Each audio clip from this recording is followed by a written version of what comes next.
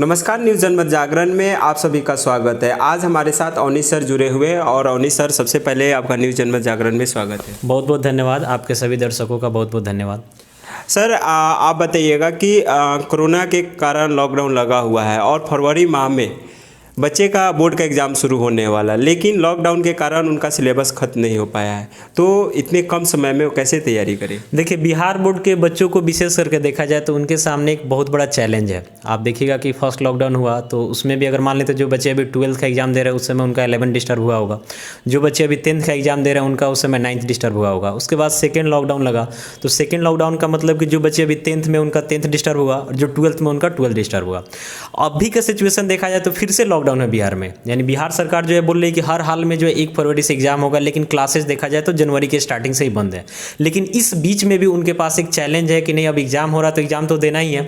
और हम ये भी इसके भी पक्षधर नहीं कि एग्जाम कैंसिल हो जाए, क्योंकि आपने भी देखा कि पिछली बार सीबीएसई का एग्जाम कैंसिल हुआ तो उसके बाद रिजल्ट में बहुत गड़बड़ी हुआ। और हमको लगता है कि बिहार बोर्ड में भी ऐसा अगर एग्जाम कैंसिल होता है तो रिजल्ट ढंग का आएगा नहीं। तो एग्जाम लेना समाधान है, इसमें नो डाउट सही भी है, लेकिन इस कम समय में बच्चा प्रिपरेशन कैसे करे इसका भी एक बहुत बड़ा चैलेंज है। तो इसमें करना क्या चाहिए, बच्चों को थोड़ा सा दिमाग लगाना चाहिए। जैसे अभी हाल फिलहाल में सेंटअप एग्जाम हुआ, आप देखिएगा तो क्लास 10th का भी सेंटअप एग्जाम हुआ और 12th का भी हुआ। तो दोनों का क्वेश्चन पैटर्न आपको देख के पता चल गया होगा कि इस बार जो बच्चा का है सिचुएशन, मतलब 200 नंबर का क्वेश्चन पूछा जाएगा तो उसमें से उसको सिर्फ 100 नंबर का आंसर देना है। आप देखेंगे कि एमसीक्यू को 2 गुना कर दिया गया, यानी अगर 100 एमसीक्यू पूछा जा रहा है तो 50 का आंसर देना है। वेरी शॉर्ट अगर 30 पूछा जा रहा है तो 15 का आंसर देना है। लॉन्ग 10 पूछा जा रहा है तो 5 का आंसर देना है। तो सब में 50% होगा। तो बिहार बोर्ड में ऐसा बोला नहीं है कि सिलेबस हम रिड्यूस किया है, लेकिन इनडायरेक्ट रूप से बिहार बोर्ड भी सिलेबस को रिड्यूस किया है। जैसे एज एग्जांपल आपको बताते हैं कि एक चैप्टर अगर 10 मार्क्स का है तो बोर्ड का जो पैटर्न है उसके अनुसार उससे क्वेश्चन 20 मार्क्स का पूछा जाएगा, लेकिन बच्चे को बनाना कितना, तो 10 का ही बनाना है। तो बच्चा को क्या करना चाहिए कि क्लास 10th में है या फिर 12th में किसी भी स्ट्रीम से कोई दिक्कत नहीं है, उसको अपने सिलेबस को सबसे पहले परचेज करना चाहिए और उसमें लगभग 60 से 70% तक के सिलेबस को अच्छा से प्रिपेयर कर लेना चाहिए और उस बेसिस पे बच्चा आराम से 100% का एग्जाम दे सकता है। सर, ये बताइएगा कि लॉकडाउन है और इसके कारण सभी बच्चे ऑनलाइन ही तैयारी कर रहे हैं। तो ऑनलाइन पर क्या होता है कि बच्चे के ऊपर मेंटली मतलब डिप्रेशन में जाते हैं लॉकडाउन का कारण, स्कूल नहीं जाने, क्योंकि स्कूल जाते हैं तो बच्चे से दोस्त से मिलते हैं तो थोड़ा मेंटली दिक्कत नहीं होता है। देखिए, इस पर आप क्या कहिए? विशेष करके देखा जाए ना तो बिहार बोर्ड के बच्चे के सामने बहुत सारा चैलेंज है। सबसे पहला चैलेंज कि उसका जो भी स्कूल है वहाँ पे पढ़ाई होता नहीं है, शायद मतलब 1-2% होगा जहाँ पे पढ़ाई होता होगा। तो विशेष करके बिहार बोर्ड का बच्चा कहीं ना कहीं कोचिंग के ऊपर डिपेंडेंट है। और बिहार बोर्ड में आपको पता होगा कि अधिकांशतर लोग जो है पुअर फैमिली से आपको मिल जाएंगे, तो उसमें उनके पास जो है मोबाइल वगैरह की व्यवस्था, नेट का व्यवस्था भी, नेट का भी चार्जेज वगैरह काफ़ी ज़्यादा बढ़ रहा है। तो इन सब चीज़ों का प्रॉब्लम है उनके पास, ठीक है। लेकिन इस बीच में भी अब उनके सामने कोई दूसरा ऑप्शन है नहीं, एग्जाम हो रहा था एग्जाम देना ही है। तो बिहार बोर्ड के बच्चे मतलब कि हमको लगता है कि कुछ ज़्यादा स्ट्रगल भी करते हैं और उनको अभी थोड़ा सा ज़्यादा फोकस करना चाहिए, थोड़ा सा माइंड कांस्टेंट करके जो है काम करना चाहिए, क्योंकि सिचुएशन जब क्रिटिकल है तो फिर इसमें हम कुछ कर भी नहीं सकते हैं। तो फ़ायदा यही है कि हम लगे रहें, हार नहीं माने। अच्छा सर, ये बताइएगा कि इस समय जो बच्चे के पास इतना कम समय है, लेकिन गार्जियन को कैसे इसको बच्चे को हैंडल करना चाहिए, क्योंकि गार्जियन भी एक अहम रोल माना जाता है बच्चे के प्रिपरेशन में। देखिए, विशेष करके जनरली ऐसा होता है, हम लोग के साथ भी होता है कि जब फुल टाइम आदमी को मिल जाता है ना तो आदमी काम बहुत कम करता है। तो बच्चा के पास अभी फुल टाइम मिल गया, क्लास वगैरह में जाता था तो कुछ टाइम उधर भी कटता था, तो बच्चा माइंडली फ्री रहता था पढ़ने के लिए। तो फुल टाइम मिलता तो उस सिचुएशन में प्रिपरेशन में थोड़ा बाधा आता है, ये बात हम मानते हैं। तो बच्चा थोड़ा इधर उधर करेगा तो फिर गार्जियन को लगेगा कि बच्चा पढ़ नहीं रहा। तो हम कहेंगे कि गार्जियन को भी थोड़ा सपोर्ट करना चाहिए कि 24 आवर्स में बच्चा 24 आवर्स नहीं पढ़ सकता है, अगर मैक्सिमम 10 आवर्स तक पढ़ रहा तो बहुत है, मतलब ढंग से पढ़ रहा तो एनफ है 10th या 12th दोनों के लिए।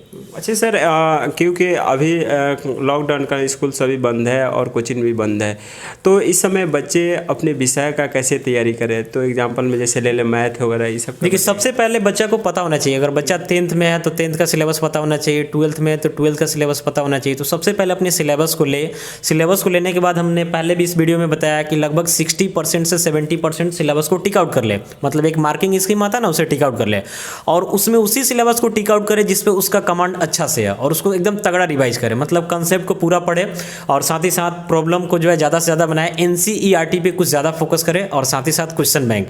मार्केट में बहुत अलग अलग तरीके का गेस वगैरह आता है, उस पर फोकस ना करे, क्योंकि होता क्या है कि गेस वाले को कुछ अलग देना रहता है, कुछ अलग इसलिए देते हैं कि उनका बिके, और बच्चा इस सब में उलझ जाता है तो मेन सिलेबस से बाहर हो जाता है और इसके कारण उसका रिजल्ट खराब होता है। तो मेन सिलेबस पे ही रहना है, आप जो एक्चुअल नोट्स आपके पास है जो भी है उसी पे लगे रहिए। सर, ये बताइएगा क्योंकि बच्चे घर पर ही है, घर से बाहर निकलना नहीं है, तो और लगातार पढ़ते रहना है, तो क्या क्या करे कि एक लंबा समय तक वो पढ़ाई को जारी रख सके? देखिए, बच्चे के सामने तो अभी के समय में काफ़ी ज़्यादा चैलेंज है। आपको स्टार्टिंग में बताया कि टाइम जब पूरा मिलता है तो आदमी को समझ में नहीं आता कि एक्चुअली में उसका यूज़ कैसे करे। तो बच्चे को इसमें एक रूटीन बनाना चाहिए, रूटीन के तहत पढ़ाई करना चाहिए। और ऐसा नहीं है कि नहीं हमको एकदम 12 घंटा पढ़ना है, ऐसा कुछ नहीं है। मतलब आपको लगता है कि नहीं मैथ आज हमको 2 घंटा पढ़ना है, 2 घंटा पढ़ते हैं। आपको लगता है कि नहीं फिजिक्स में कुछ ज़्यादा वर्क करना है, 3 घंटा पढ़ लेते तो पढ़ लीजिए। मतलब रूटीन को जो है ना चेंजेबल रखिए। जैसे बहुत सारा बच्चा होता है कि नहीं मॉर्निंग में 6 बजे से ही पढ़ना शुरू कर देंगे, ऐसा कुछ नहीं है। चेंजेबल आना चाहिए सिचुएशन के अनुसार। लेकिन ये ध्यान रखना चाहिए कि हर सिचुएशन में जो है हम अपना एवरेज पढ़ाई पर डे कर ले, ठीक है, उसमें डाइवर्ट ना हो। और बीच में थोड़ा बहुत इंजॉय भी करें। थोड़ा सा अगर घर में कोई इंडोर गेम है तो उसमें खेल ले, अगर आसपास में आउटडोर गेम पॉसिबल है तो थोड़ा सा वो सब कर ले, ताकि माइंड रिफ्रेश रहे। सर, जो बच्चे को कोई दिक्कत हो तो आपसे किस प्रकार हेल्प ले सकते जी बिल्कुल, मेरा जो है यूट्यूब चैनल है, आप अवनीश सर का चैनल बता सकते हैं, तो वहाँ से भी बहुत सारा मैथ वगैरह का वीडियो बच्चे को मिल जाएगा। और भी बच्चा अगर हमसे भी कांटेक्ट करना चाहे तो कांटेक्ट करके क्वेश्चन पूछ सकता है, कोई दिक्कत नहीं है। या फिर उसके अलावा कोई और भी उससे जो टीचर जुड़े हुए हैं उनसे क्वेश्चन पूछ सकते हैं। देखिए, क्वेश्चन पूछने में कोई शर्म नहीं होना चाहिए।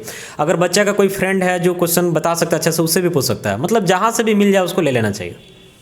तो देखिए कि अभी हम अवनीश सर से बात कर रहे थे, और जो लॉकडाउन के कारण सभी बच्चे घर पर ही पढ़ाई कर रहे हैं और बहुत कम समय है उनके पास अपने तैयारी को पूरा देने के लिए। तो हम यही कहेंगे, अवनीश सर का अपना यूट्यूब चैनल भी है, अवनीश सर। तो अगर आपको कोई दिक्कत है वहाँ पर भी अवनीश सर से आप हेल्प ले सकते हैं, या साथ ही आप इस कमेंट बॉक्स में भी आप कमेंट कर आप अपना सवाल रख सकते हैं। बहुत बहुत धन्यवाद।